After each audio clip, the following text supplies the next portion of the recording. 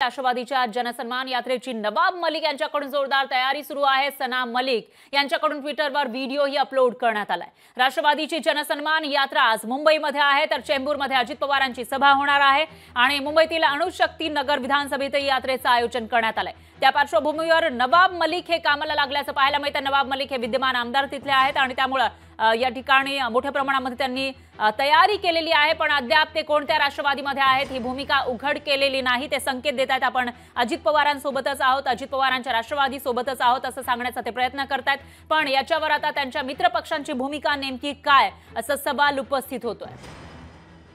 दरम्यान या बॅनरबाजी या ठिकाणी करण्यात आली आहे। नवाब मलिक यांना माहितीमध्ये मान्यता मिळणार का यावर प्रश्नचिन्ह असतानाच मुंबईमध्ये ठिकठिकाणी बॅनरबाजी या जनसन्मान यात्रेच्या निमित्तानं आपल्याला पाहायला मिळते। त्या पार्श्वभूमीवर इथला आढावा घेतलेला आहे आपले प्रतिनिधी स्वप्नील जाधव यांनी।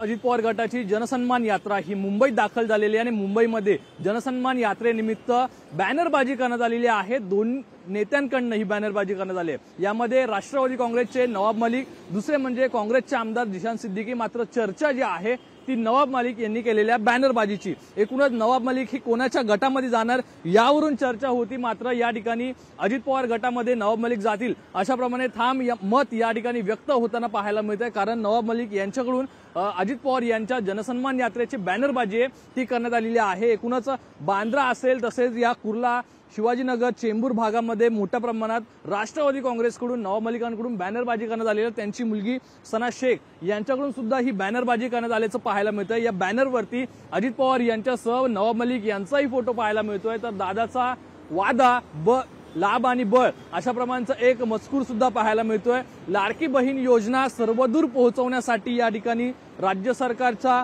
उपक्रम सुरू आहे, मात्र या योजना सर्वदूर पोहोचण्यासाठी एकीकडे जनसन्मान यात्रा ही अजित पवार यांच्याकडून करण्यात आलेली आहे आणि आपण या जनसन्मान यात्रेनिमित्त ही बॅनरबाजी जर बघितली तर नवाब मलिक हे आगामी काळामध्ये आणि आताही राष्ट्रवादी काँग्रेस अजित पवार गटामध्ये आहेत हे स्पष्ट झालेलं आहे। मात्र यावरती आता अधिकृतमध्ये महाविकास आघाडीच्या नेत्यांचं मत काय येतं हे पाहणं महत्त्वाचं ठरणार आहे। कॅमेरा पर्सन रोहित कांबळेसह स्वप्नील जाधव, लोकशाही मराठी, मुंबई। लोकशाही मराठी ऐका, पहा, जागरूक रहा।